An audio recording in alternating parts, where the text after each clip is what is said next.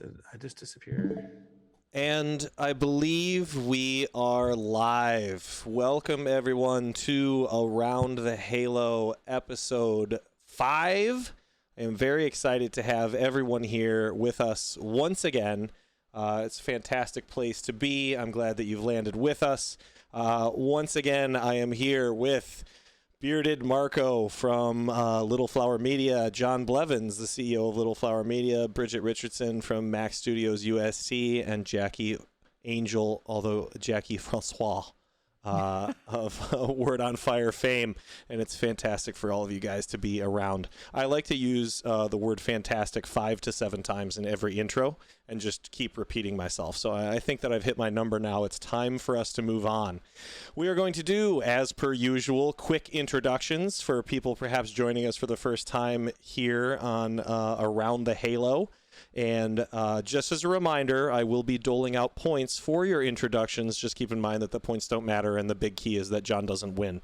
Let's go around the Halo with this, starting with Matthew Marcolini up at the top. Go for it. Bienvenuti a la show. Thank you, everybody, for joining us today. My name is Matthew Marcolini. I'm the CFO of Little Flower Media. My job is to be the resident funny man, and I also rant a lot about things no one else cares about and are super niche. So, great. Well done. Jonathan, take it away. Moving right along. Crikey. As they say. I was hoping you'd laugh at that. It's my favorite transition that you do. I'm Jonathan Bearded Blevins, CEO of Little Flower Media, and I'm very excited about Around the Halo. It's our 4-year anniversary stream, and I could not be more happy to be joined by Jackie and Bridget for tonight. It's almost March Madness. It's almost St. Patrick's Day. It's an absolute pleasure to be with all of you. Go Michigan. Amazing work. Bridget, take it away. Hi, I'm Bridget Richardson, producer at Mac Studios at University of St. Thomas in Houston. And I promise this room will look like something in a few weeks. Oh, come on, don't sweat it. And terrible, but it will not include wallpaper. You're allowed to be in transition while you move to a different state, so it's totally okay. But if you haven't cleaned it up by next week, you're off the show. Jackie, go ahead and take it away. Bienvenue, bonjour, je m'appelle Jackie Francois Angel. Just kidding. Marco totally did the Italian, so I was like, okay, gotta rep the French here. I'm Jackie Angel, and I am here in DFW area. I am a fellow at the Word on Fire Institute, and I am a homeschooling mom of 4 children, and I am married to the impeccable bearded Bobby Angel, my peach, my handsome man. So yeah. Did you just essentially recruit him to the Bearded Blevins stream team? That was pretty impressive. That's amazing. Bearded Bobby Angel, that sounds great. Peach. The beard is the jewel of the peach. face. The bearded peach. I mean, and Princess Peach. I'm sure it was one of his favorite Mario Kart characters ever. It must have been. Young man. So. Yeah, for sure. All right, so Jackie takes a quick early lead with an extra point because she mentioned how handsome Bobby is, and I can't not agree with a statement like that. So moving right along into tonight's show. There it is. We are going to start with March Madness and your March Madness picks. As we all know, this is a very exciting time in the world of college basketball. We actually just talked about it on Pardon the Intercession about why we kind of felt that the March Madness tournament was just kind of just an iconic element in the world of all sport, just because of, you know, it having something to do with teams coming together and there being a school aspect, and, you know, the timing of all these games is really an impressive undertaking for a tournament. But I thought we'd start it off with your favorite schools and why it's Notre Dame. Marco, you started off. It's Notre Dame. Oh yeah, it's Notre Dame. Walks away. No explanation offered. I'm done. Hope they do well in their play-in game tomorrow. Mic drop entered. That's right. They are in a play-in. That's right. John, what do you think? Oh, Marco's actually done? Yeah, no, I think he used his full 30 seconds on saying it's Notre Dame. Let's move on. March, here's the thing. We are an incarnational people, right? We were made for in-person relationship. I love our Twitch community. It's my favorite. We every year have a March Madness party at my house. This will be the last year it's at my house. Too many people have my address. And we'll be doing it somewhere else, but it's going to be it's going to be really, really fun. And all these people from the stream are going to be hanging out in person, watching basketball. 64 teams from all over the country will gather together, drive across the country, fly across the country to try to watch their team win. They'll celebrate together, they'll cheers together, and they will build community. And it's needed after these last few years of being locked in and everything. It's so great. And March Madness comes at a perfect time. Here's the only sad part this year. The best March Madness game is going to happen on Saturday when Michigan, an 11 seed, plays Tennessee, a 3 seed. It's just going to be such a good game. Tennessee's unreal. Michigan can play with anyone. I do have Tennessee winning it all, unfortunately, in one of my brackets, but I cannot wait for that game. Go Blue. That is pretty incredible. Way to bring everything full circle here in Around the Halo. Well, Jackie, my pick is University of Phoenix Online. Agree or disagree? Hey, my alma mater, Cal State Fullerton. What? Home of Kevin Costner. Home of Kevin Costner, which factors in greatly to their basketball performance. I don't know if anyone knows. Exactly. We are ranked 15th, and we are playing, I guess, number 2 Duke. So, you never know. The underdog can take it all. I believe in you, Cal State Fullerton. Represent us well. I totally understand. Now, Bridget, if you are willing to say University of St. Thomas Houston, I wouldn't blame you because of what you do and who you work for and where your true allegiance lies, but it's okay to pick someone else for your bracket. What do you think? Well, shout out to the UST men's basketball team because they are the second consecutive SCAC champions. So they're winners already. So my alma mater for my master's already a winner. And I agree with Blevins because my alma mater for my undergrad, University of Tennessee in Knoxville, is going to take the cake. They're going to win it all. It's going to be awesome. And, I just look forward to 2 straight days of basketball. That's the best thing about it is that Thursday and Friday when I used to skip class and watch basketball all day, I usually did it by myself, which I really love to do. But now it'll be super fun just to hang out and watch basketball with my dad and my husband all day, and I'm super pumped for Tennessee just to win it. All right, well, apparently there's a lot of Tennessee fans in the house tonight. I'm shocked that Michigan didn't make it farther into anyone's picks, especially because of how John feels about just the great state in general, but it's okay. I understand that also he would rather win money. That's I don't fine. want to throw Jackie on the spot here. But we're going to anyway. There's a chance for you to educate me about college basketball because I am unaware of Cal State's mascot. What is their team name? We are the Titans. That was an opportunity for you to be like, mighty, mighty Titans. That was great, though. Thank you. You passed. But do you know what a Titan is? We are Thank you. elephants. Like, literally, we are elephants. Oh, wow. Yeah, that's our mascot. It's the elephant. Well, I believe That's fine. I've been training to play that mascot my entire life, apparently. Okay, moving on. We get to dip our toe in the world of Catholic history a little bit here with St. Paddy's Day. Is it cultural appropriation? And possibly the most widely accepted version of it, if it falls under that category. Never have I seen so many T-shirts in which people, promote the idea of be like, everybody's Irish on St. Paddy's Day. So let's start with John on this one because we're bringing it around the halo to Marco, who's gonna, have some thoughts. Part of me just wants so badly to avoid this question, but I'm not going to. Here we are. Here's the thing. I'm going to let Marco answer the is it culture appropriation part, but here's my beef with St. Patrick's Day. A lot of people don't even know who St. Patrick really was, that he was an actual person, a real saint, and that he did really cool things in the church. Everyone just thinks that he like drove the snakes out of Ireland, which is not true. Didn't happen. It's annoying. And it just bothers me that like we don't actually celebrate who St. Patrick was on St. Patrick's Day as a culture. The Catholic Church does a decent job, but even that, like even the most of the, when I go to daily mass on St. Patrick's Day, usually the priest isn't giving a great homily about who St. Patrick really was. It reminds me of Valentine's Day with St. Valentine. Dude was beheaded, and we're like giving like I love you cards to the people that we're friends with. It's ridiculous. I think the way we celebrate St. Patrick's Day is lame, but I do enjoy green beer. That's fair. Yeah, no, I think green beer is something that everyone should partake in as seldom as possible, really. It's usually a warning sign, except for that one day a year, so that's a little bit strange. Well, Jackie, what do you think? I was giving St. Patrick full credit for starting basically the story of the world's first pest control company. I always thought that, driving the snakes out was a big pull, and I'm disappointed to find that wasn't the origin of the design of his story. But what's your call? And, he's not even the patron of beer drinking. St. Bridget is like the beer drinking patron. Bonus points for Bridget?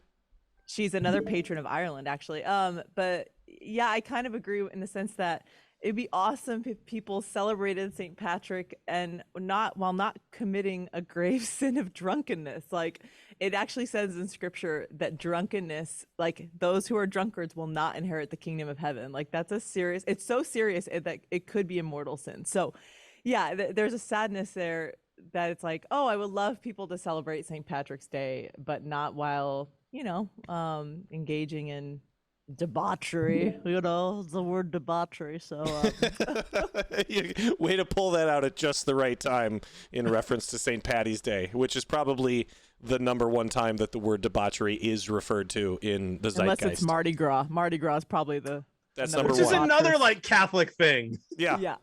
We've really elevated a lot of these holidays into debauchery, as they say. Bridget, what's your take here? What do you think on St. Patty's Day?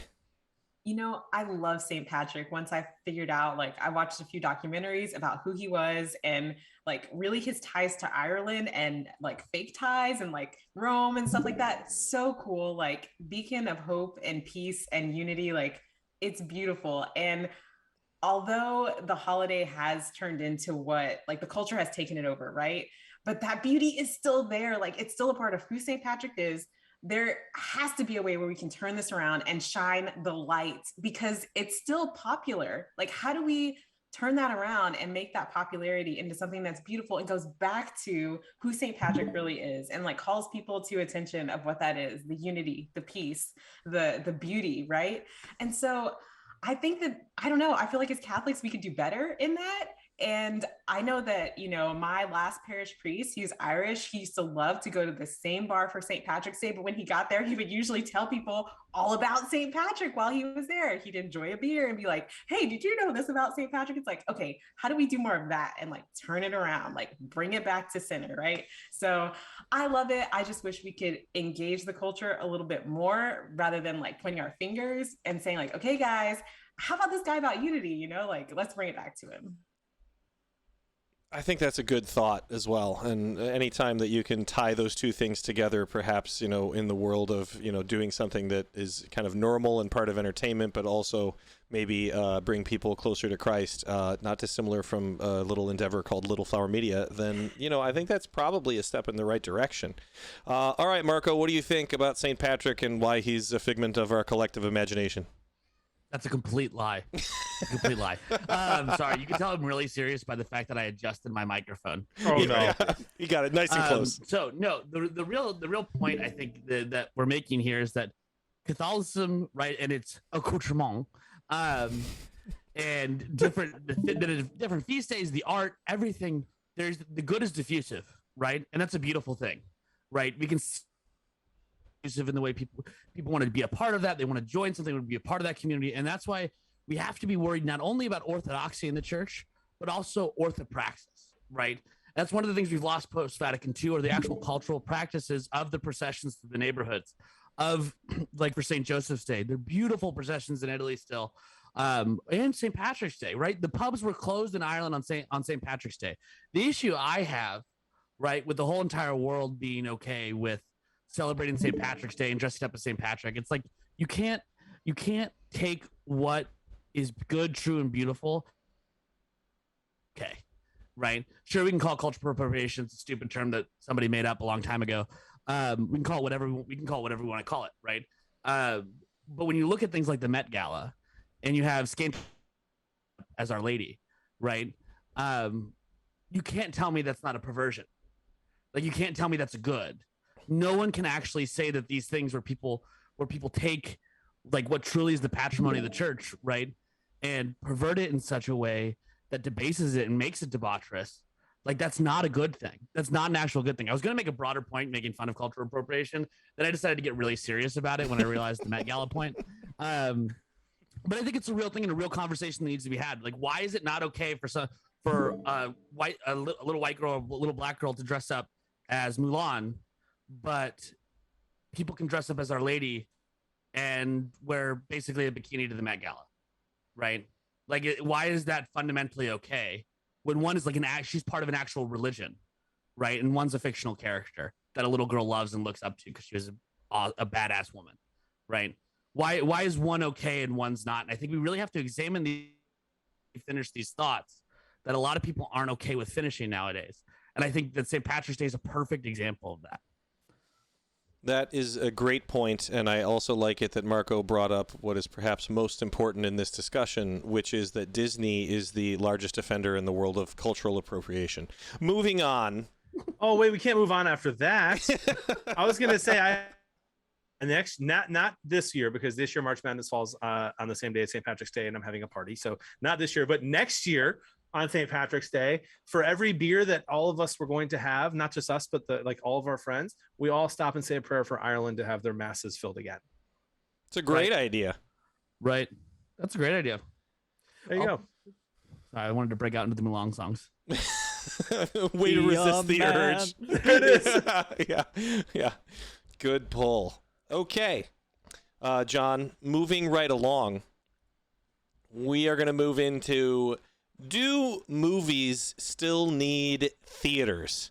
So this was an interesting one that came up obviously during the pandemic, and now with a whole bunch of stuff being released directly to streaming. And since we talked about Mulan, the first one obviously being in theaters, and then the next two being released direct to video, which my children love all equally. They couldn't tell the difference. It doesn't matter to them. Do movies need theaters? Jackie, you're going to go first on this one. What are your thoughts? I would say absolutely yes. The communal experience is something that can't be replaced. We actually have we just moved to Texas from California. And so, of course, we got a house that's bigger and half the price. And we actually have a 100-inch screen, like projector screen, and it's like being in a movie theater. And we actually don't have any other TV except this like movie theater room. And Bobby and I, we were streaming a movie, maybe it was like Black Widow, I think, and because we paid for it, watched it, and I was like, okay, that's great, and it's nice not to hear people chewing their popcorn next to me and stuff, but there's something about the communal aspect of being in a theater. For instance, one moment that I literally still watch, and this is so nerdy, but like I still will watch it and like get choked up, is in Endgame, you know, like in watching the Avengers and like watching the crowd go nuts, go nuts when Captain America gets Thor's hammer, like that, to hear the crowd. I like literally, I'm like, this is so ridiculous. Such a great moment. I get choked up that people like were screaming, and it was so cool. And again, there's something about being with other people. We need other people, and to have these experiences with other people. And again, we love that about sports. We love that about, like, it's ridiculous when when all the arenas and stadiums were empty, you were like, this is so weird. Like, you could feel how strange that was. And that when people are together, there's obviously, we know as Catholics, there's a difference about being in person and having community. So we know that's an element there. entertainment and leisure, and sharing that in community. So I think even if everybody had a movie theater, everyone had Meta and could watch it on their own like individual, screen, there's something about being with other people when you watch a movie. I think that's a great thought, and I wouldn't have thought of the communal element of film being something that was positive until you mentioned that, because maybe it's just perhaps my own personal experiences, but I feel like there's a lot more annoyances than there are. For every time that somebody cheers in a theater, there's like 5 guys talking on their cell phone in the middle of a movie, and I have to be the one that's like, hey, go outside. And then I'm not having a good time anymore. And, I don't understand, I'm just trying to watch Lego Batman. So, Bridget, what do you think? Movies need theaters? Absolutely not. I'm gonna say no, mostly because I know everybody's gonna say yes, but here's why no.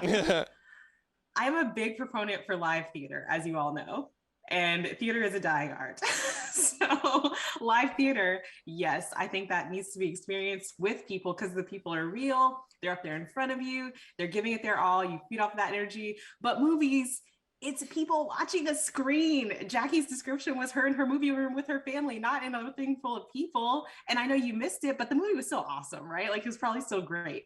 And when I watch certain movies on my phone, totally engulfed in that movie. And I'm like, I'm not good at predicting next steps in movies. I am like in it and I don't know what's going to happen. And I'm like, oh my gosh, I can't believe that happened.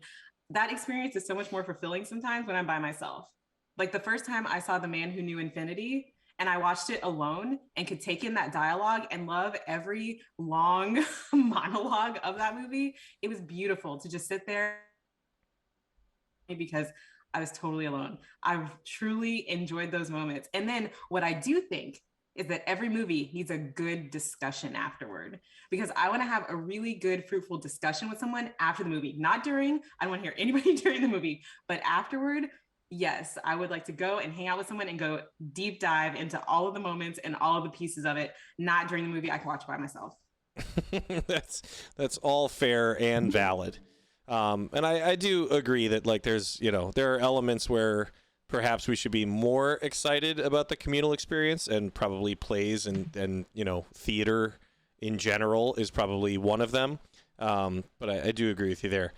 Marco, what do you think here? And riddle me this. Why does it bother me when people clap at the end of a movie and somehow none of the actors or performers can hear them, and I'm just like, why? Because you're 90 years doing old. This?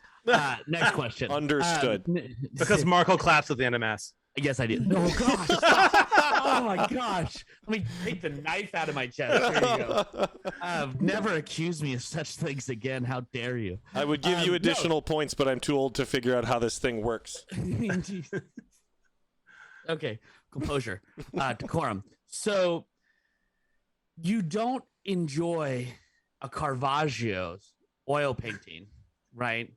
In the same way in person that you do through a facsimile print, as they say at home, right? A movie is meant, a true film, cinema, if you will, Yep, right. is meant to be enjoyed upon the silver screen in a communal setting. You're meant to have the creepy Dolby sound all around you. Like you need that. Like you need that 360 degree sound. Like the viewing movies is a totally different experience. I do think some movies are okay to, like, obviously, but some movies can be enjoyed obviously to the same extent on a phone or on a thing. But certain movies, most movies, right? True art needs to be appreciated through the medium in which it was intended. Specifically, to build on Bridget's point, live theater. Don't, like, if you want to go see a play, don't watch it on TV. Go see theater.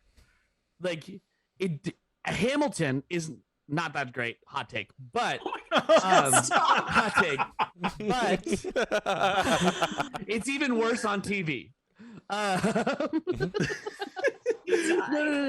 No, but like theater is meant to be appreciated. Live theater, right? The theatre tetra, is meant to be appreciated in such a manner and through which it was intended, right? Shakespeare must be enjoyed in person, right? However, Apple's Macbeth with Denzel Washington playing Macbeth is pretty amazing. But I digress. My name is Aaron Burr, sir.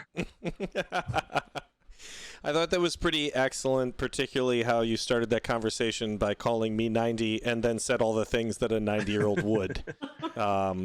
From ending with your take on Hamilton, but beginning with it was meant to be absorbed in the medium it was created. But I do think that that is a totally legitimate and valid point in the idea that, like, you got a lot of films, and I think we have to call them films, as Marco said, instead of movies, that are filmed in 70 millimeter, and designed to be absorbed in that way. And so I do think you're right that in the world of art, you have to give the artist, the ability to display that however they feel is most relevant.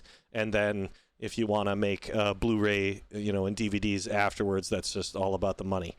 In so many ways, the DVD is a print version. Is the same thing as a print is to a painting. Yeah. Right. You're not gonna have the same. You're not gonna have the same wide angle presentation. You're not gonna have the same sound. Right. They crop it down so that it fits on your TV screen. Everyone that knows what a VHS tape is remembers the opening of. That's okay. I'll get to you in a second. It remembers the opening of this film has been formatted to fit your television, which obviously removes something from the medium. So that is fair.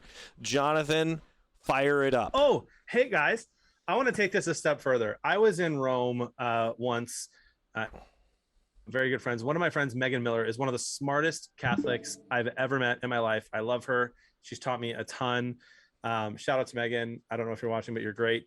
And we were talking about one of the biggest criticisms I hear a lot about the Catholic Church, which is that we should sell all of our churches and all of our gold, whatever we have, and give it to the poor. All of our gold, right? Yeah, all of our gold. Yeah, we have lots of it. But all of our churches and just get rid of it, and all the paintings and stuff, just get rid of it. And she and I've of course I've already known that was not a thing we should do, but she said something that I'd never heard before. She said that especially in Rome, in those beautiful, really, really ancient churches, she said it's art that when you look at it and it's beautiful and it reflects who God is. And as Catholics, we have to love and appreciate, right, what's good, true, and beautiful. And churches are some of the only free ways that people can appreciate what is good, true, and beautiful. That homeless people can walk into a church and experience, unless they go to Venice and they get charged. That's a whole other thing. But I'm going to take it a step further and say, not only should movie theaters be in person and should be a thing that is a communal gathering, but we should build bigger movie theaters, stadium size movie theaters where 50 to 100,000 people gather to watch a movie, and 3 days a week it's free for people to go together to experience beauty, because movies are one of the most beautiful ways, one of the most beautiful art forms that we have nowadays, for real. Not all of them, but some of them. And so I think they should be watched in person. I love what Jackie said about people cheering and stuff. I think it's great. It's fun. Bridget's out here oh, I'm going to watch a movie alone and then want to talk to someone about it. Well, who? You're alone. You can go to a movie and you can go out after. It's great. It's great. Right after. So hot take. Separate but together. Movie theaters, because again, like Marco said, the new Batman at home is not going to be the same. I don't care if you have surround sound. When his boots hit that ground in the rain, it is unreal, and it can only be experienced in a theater. That's a perfect example of that. Thanks. That is true and correct. Thanks for sticking around, John, so that we could get your take on that one. Appreciate it. Much appreciated. Okay. This is item number 4, how to make RCIA improvements. So for those that don't know, RCIA is the rite of Christian initiation for adults that allows people to become Catholics, fully practicing Catholics within the church. Usually consists of a large group of classes that kind of are designed to teach you about the faith and then take you from kind of the beginning through the end. It sounds like it's done in a variety of ways, but it seems as though perhaps it is not the most efficient or entertaining or essential way to perhaps draw people through the process. So I thought we might take a minute to discuss what you thought could be improved within the general concept of RCIA. I think that this is Bridget's turn to go first, if I've done my math correctly, which there is no guarantee I have based on my middle school grades. But let's go ahead and start with Bridget anyway. This was an interesting one because when I read it, I was like, what's wrong with it? Like, in all honesty, that was my first thought. And I wondered if this is a question depending on which part of the country you're in. Because in Houston, Texas, where the church is very alive, our RCIA, especially at the parish that I was at, rocks. I mean, they brought in tons of people. It was a peer-to-peer situation. You journeyed with different people. It was a great way to, like, they had kind of like a Wednesday night thing where if you were thinking about it but not sure, you could just come and hang out and talk to people and not have to commit to anything. Like, you didn't have to go through someone. You could show up, ask questions, leave, show up, like a totally open process. And the woman who ran our RCIA program went on like a speaking tour throughout the US saying, like, here's how we do it. It's a process that it's not a year long. It's like a constant process. So I know some places they make you start at this point in the year and this point in the year, and that's it, which didn't make sense to her and to their team. And so all year round, they're bringing people in through RCIA. They're welcoming, and I sponsored a few different people through our program, and just the way that it's structured so that we are journeying together. No one's in front of the other. Like, we are on this road together, working through these issues. It was beautiful. And then that gave us the opportunity to talk about whatever we wanted to. Like, we talk a lot about philosophy and stuff. And like a few of the people that I was peer-to-peer with, we talked about that stuff because that's what they cared about. I think when we answer the questions that people really want to know, that's when we hit to the heart. But you have to pair them with a person that matches them. And she took a lot of time pairing people to make sure personalities fit with each other so that when they journeyed together, it was seamless and it was beautiful for both parties. So it was enriching for the whole entire church community. And this kind of reminded me of that episode of Seinfeld where it's the rental car and Seinfeld is like, oh, I need my car. And they're like, oh, well, I'm sorry, we gave away your car. And so he's like, so you're good at taking the reservation, but you can't hold the reservation. And so I think we're really good at bringing people in and like taking them in through RCIA. It's the holding on to people, keeping them in the fold, answering the tough questions, making sure that Catholics are educated with the depth and the breadth of the magisterium and like the beauty of the church. I think that we could work on that part, but in my view, I think RCIA is great depending on what part of the country you're in. That's fair. That's fair. That's a solid take. My dad became Catholic when he was 44 years old, after being gently prompted by my mom and the Holy Spirit for 25 years, roughly. And when he went through the classes, he said, I was like, how's it going? And we talked about it a bunch. And he basically said, like, I mean, it's a class. It's designed to, be informational. And I was like, do you want it to be more? And he was like, I wouldn't be going through the process if I wasn't already at a place where I thought that I could handle if it's a seminar, that's fine with me because the goal is to be, in communion with Christ. And so I thought it was an interesting take of his and very fitting of his personality to basically be like, it's not supposed to be flashy popcorn. If that's what I wanted, I would have stayed with the non-denominational Christian church that had movie theater seating and served donuts throughout the entire service. So it was designed to be a different thing. What do you think, Marco? Agree, disagree? You want better seating? RCIA was formally formed in the Catholic Church in 1972, so I think we did it great for 1,932 years. We might want to try something different because obviously it's not working. I'm open to all considerations. I think what Bridget said is great. That sounds awesome. But I can tell you, the Jesuits in Georgetown, I've had friends go to that RCIA. They ain't talking about the catechism. They're mainly talking about climate change and some other issues, which are a little borderline. So whatever gets people in the church, right? It's not like RCIA is not something, it's not a rite or a sacrament. Like, it's not actually a rite, right? Right. I think there's something really serious, like a really serious question we have to ask ourselves about the way we do things. And just because we've done them this way for 50 years doesn't mean we. And there's things approach which can be way more effective. Fair. Yeah, no, probably an opportunity to, like you said, make some improvements across the board, even if you're, in one of the most awesome parts of the country.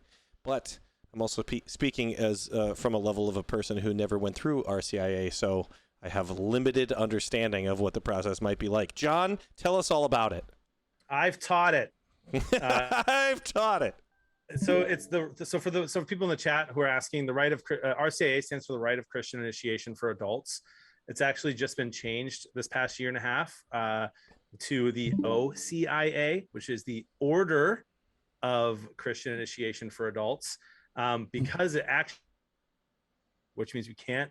So Bridget's idea, I love everything Bridget said, but there is an order to where people are on their journey, and some are farther than others once they're doing out the order. So I will say this though, in general, speaking of an average parish, right? The average parish is not doing RCIA justice by OCIA. They're not. The general parish, the average parish does not have an expert in theology teaching the people the Catholic faith. The purpose of it, it's actually supposed to be like an experimental thing that someone is supposed to join to learn and then discern whether or not they want to be like what McClure said.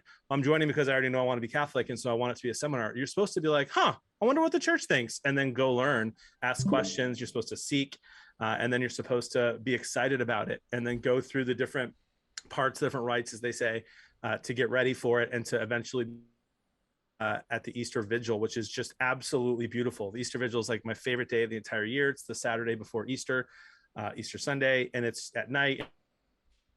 I digress. I think that step one to make OCIA better is to make sure whoever's teaching it is Catholic and knows the faith.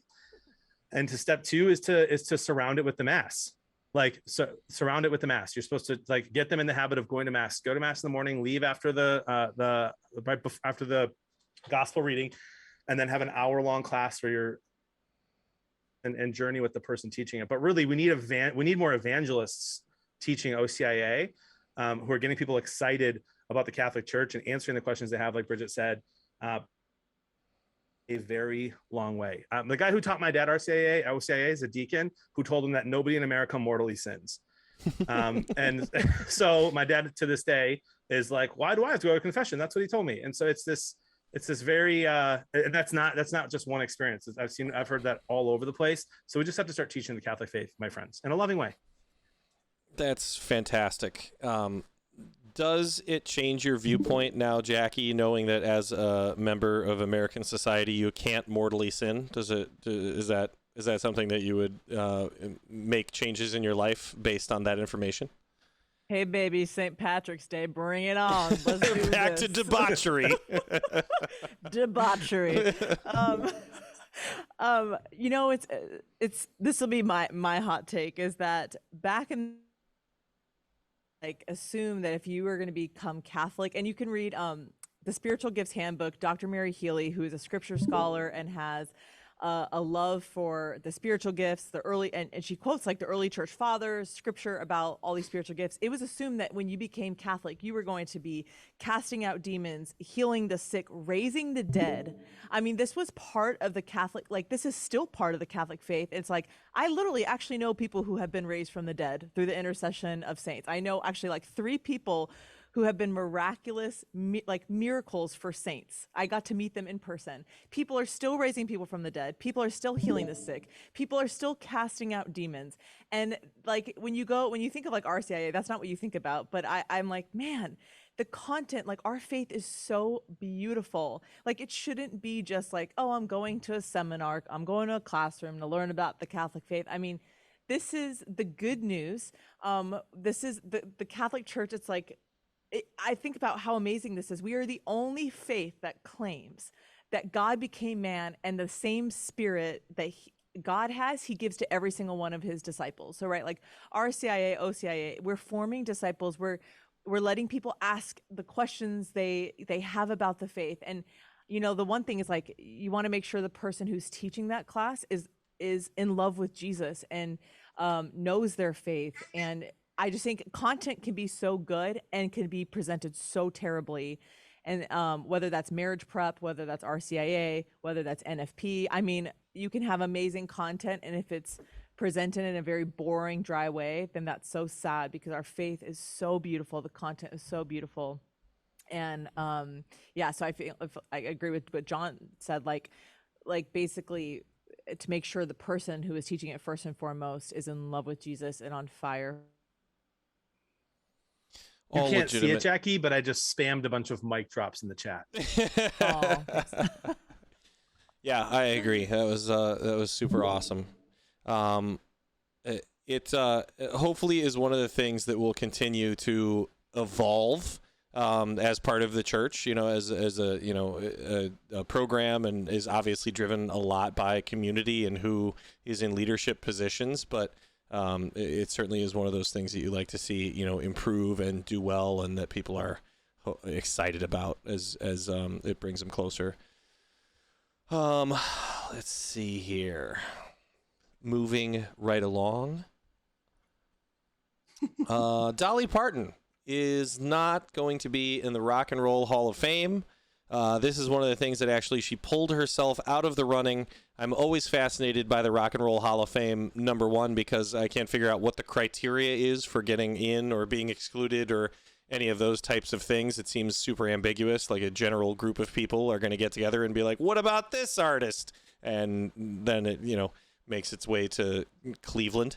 But the Dolly Parton thing I thought was interesting because she pulled herself out of the running and said, I don't feel that I have a body of work that would qualify me for the Rock and Roll Hall of Fame. And I couldn't figure out if that was supposed to be like a dig and this is ridiculous and unimportant, or if it was more of like being your own, kind of harshest critic in the idea that, like, I don't feel I compare to some of the artists that are in the Rock and Roll Hall of Fame. So it was kind of a unique and interesting idea, perhaps. Let's see. We are back to Marco to start us off, I think. Good for her. She's a woman of principle. Go on. Jolene. Please don't take my man, Jolene. I mean, I honestly don't know enough about it. I mean, it sounds like she wanted to prevent a split vote, which is great. That sounds like a moral and righteous thing to do, to make sure that other people are still able to join the Rock and Roll Hall of Fame. Yeah, that's fair. Is that safe to say that that's the end of your take? Got it. Jonathan, if you were elected into the Rock and Roll Hall of Fame, would it be for rock and roll or would it be for emo? That was a dumb question. We all know the answer. Yeah, it would be emo. But the bottom line is that if I actually did join a band and sing in an emo band, I would have a chance of making the Rock and Roll Hall of Fame. That's how lame the Rock and Roll Hall of Fame is. It's dumb.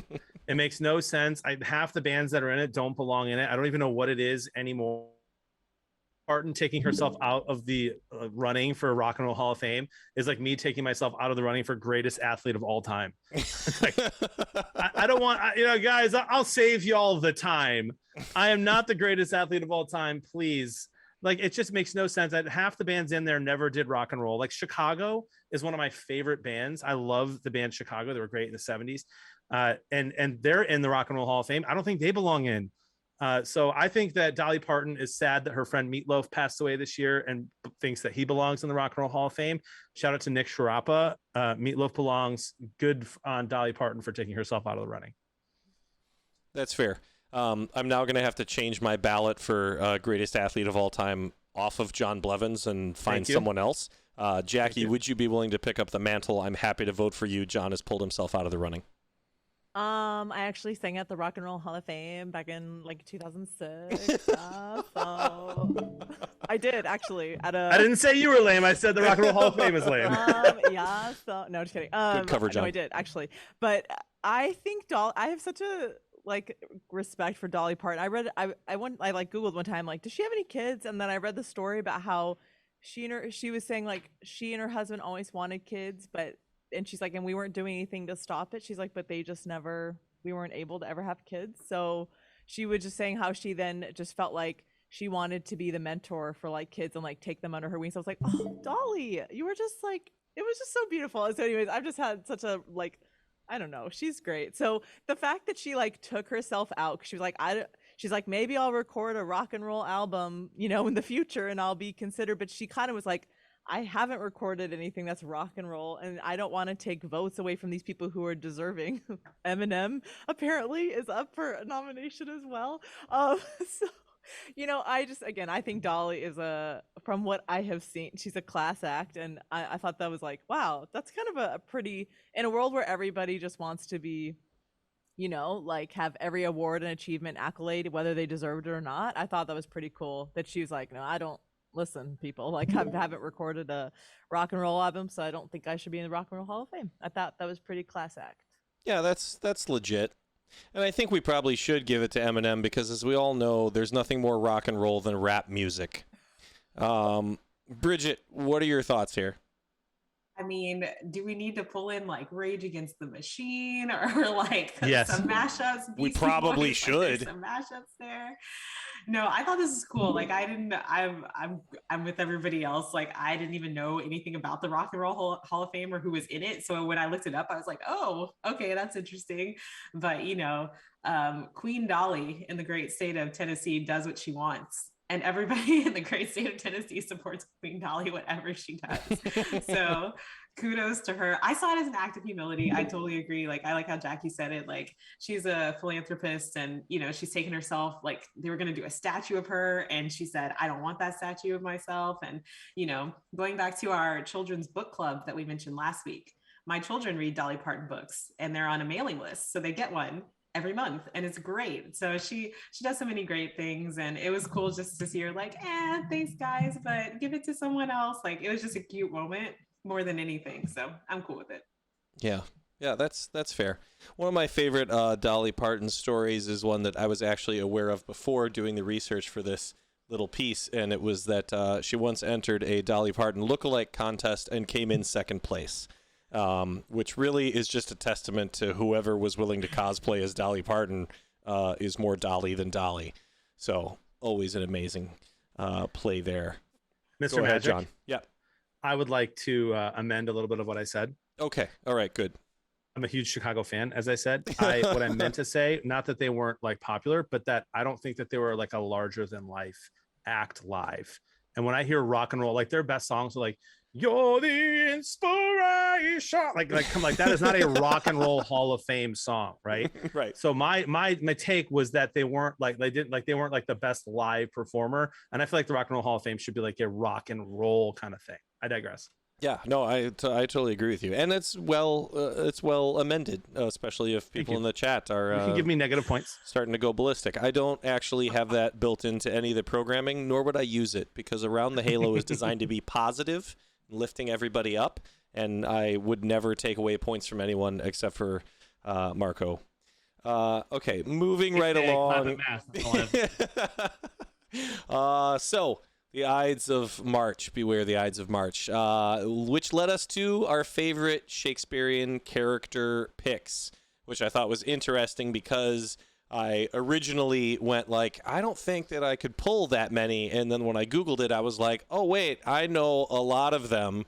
And they're part of they're in the ether a little bit more, kind of part of the zeitgeist more than people might recognize. So... Jonathan, we're going to start this one with you. Who is your favorite Shakespearean character pick, and why is it King Lear? At the risk of continuing to anger my entire community and chat, I'm going to be honest and true to myself, as I always am. There is not a more overrated playwright or author in the history of our world than Shakespeare. And lame. If I have to pick a character, though, Dogberry is absolutely hilarious from Much Ado About Nothing. It's funny, and he thinks he's really smart, but he's not. Maybe I'm Dogberry. I'm done. That joke I made earlier about not having negative points is something that I am adding for next week based on that take. Jackie, what do you think? I literally unfollowed the channel. I'm sorry. Unfollowed our own channel. Got it. I think Leonardo DiCaprio and Romeo and Juliet, 1996, or Julia Stiles, 10 Things I Hate About You, which is based on Taming of the Shrew. Those are my favorites. No, I have no clue. I mean, we read Shakespeare in high school, and I got A's on those tests, and I literally remember nothing. Hashtag that's why I homeschool, is so my kids will actually remember. Amazing. That's pretty excellent. That was a very Mercutio take on Shakespeare in general. What do you think, Bridget? Favorite? There's so many. This is like picking my favorite child. Like, there's so many. It's just endless. Like, Shakespeare is gold, and there's so many options and choices. But, you know, in thinking about this, my favorite show is The Tragedy of Macbeth. I'm going to have to go with The Witches. The Witches are so, their characters, I know it's a weird pick. But Marco's giving me some looks. I was gonna go Banquo or The Witches because I love Banquo. Or Lady Which one of Macbeth. those did he not copy from someone else? Which one of those did he not copy from someone else? Because then pick that one. Not Me? copy the things from Christopher Marlowe. You revisionist historian. Sorry, Bridget, please keep going. No, The Witches. I'm gonna go The Witches. Like, their scenes are always the coolest. In every movie, every play, like figuring out how to get the witches right is probably the hardest thing that I think, like, the actors have to do, the props, the movies, like, to get those scenes with them spot on, I think is just truly masterful. So I'm gonna go with The Witches. I know it's a weird pick, but I'm going with The Witches. The Witches, final answer. Understood. It's so hard though.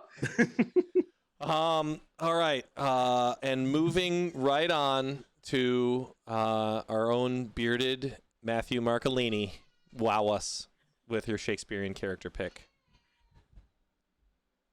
Favorite characters. This is a really hot take. I saw The Merchant of Venice, actually one of his more controversial plays, recently at the Shakespeare Theater. And they had an amazing Shakespearean actor, the guy who played the Sparrow in not Lord of the Game of Thrones. Excuse me. Oh my gosh, I can't believe I said that. But in Game of Thrones on the HBO show, and he was amazing as Shylock. And the character Shylock depends so much on how it's portrayed by the actor, and it's such an interesting actual, like, it's based, like, the audience will either love or at least like be very sympathetic toward the way what choices the actor makes. Right. But if I'm talking about like characters that aren't like that are just like the characters themselves, Macbeth, honestly, especially if you ever get a chance, watch Apple TV's version of Macbeth. It blew my entire mind. No, that same actor, like, so Phil knows what I'm talking about. It is mind blowing. It really is. John has never been more wrong about a single thing in his entire life. He did not steal the stories from Christopher Marlowe. Iambic pentameter is Shakespeare. I mean, we speak English the way we do because of Hamilton is better than Shakespeare. No. I literally almost. Oh, Jackie, back me up. Jackie, back me up. Oh my gosh, I'm about to pass out. I'm so angry.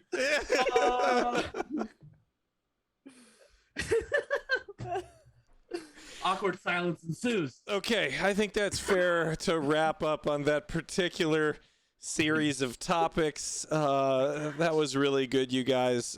Tonight, we have a lot of things going on that are worth a few bonus points here and there. Matthew Marcolini's birthday, of course, is always an exciting feat. John Blevins and his 4-year streamiversary is pretty excellent.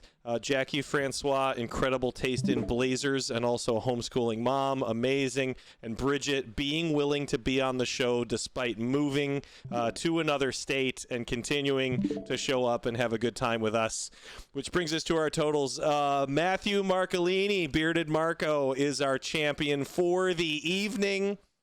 As per rules, he now gets 30 seconds to either go on a rant or promote anything that he would like in that period of time. I am now talking slowly so as to give him a little bit of time to prep, and he will get his 30 seconds right. I'm already ready. Starting now. Jonathan P. Blevins has never been a subject in his entire life. If you like the sheer amount of things that are based off of Shakespearean plays. When OBS, our friend Bearded Blevins just said that Shakespeare is one of the worst playwrights in history. Like that's literally what he's gonna say. He didn't say that, but the travesty, like, there's no way to describe what Shakespeare means to the live theatrical play in the same way like Vince Lombardi means to football, right? He's not the reason why it exists. Marco, I appreciate your really effort there to try to get me to care about bringing up football, but I'd rather watch Wicked by fourth rate swine. I'd rather watch Wicked done by the fourth installment of their actors and singers than any live, real life Shakespeare show. Just because you think finger painting is as beautiful as Caravaggio doesn't mean that it objectively is. I did not know that. He's defying gravity. He is defying. Wait. No, you are. Bishop Barron must agree with me. I can't. We'll find Grandpa out. said something really like racist, and we're all like, "Oh gosh, Grandpa, you can't say that anymore. Please stop. Please stop." All right, you guys. Well, this has been really fun for episode 5 of Around the Halo. I appreciate all of you being here as per usual. Obviously, John, Marco, and myself are having a blast putting these on, and it would be nothing without Bridget and Jackie joining us for their hot takes and entertainment. We appreciate and love both of you, obviously. This has been super fun, and we got another Around the Halo in the books. This has been super exciting to be a part of it with both of you, so we certainly appreciate your time. Let's see. Who's here? We can figure it out. We have someone anonymously just gifted another 5 subs. Who is it? I honestly think that it's Bishop Barron. We'll find out. That would be awesome if that was the case, but we certainly appreciate all the support. As per usual, chat, we don't have notifications on and stuff when we're doing the channel, but we appreciate all the subs and the bits and the cheers and all the stuff that goes along with the wide world of Twitch. And we will be back live in about 3 minutes to continue our 4-year anniversary stream. I've been live for 12 hours straight. Let's make it 16. We're going 16? We're doing it live. We'll do it live. We're doing it live, Krika. Fantastic. All right. Well, thanks everybody very much. We love you. God loves you more. Let's change the world. Oh, that was a good poll. Thanks everybody. We'll see you next time.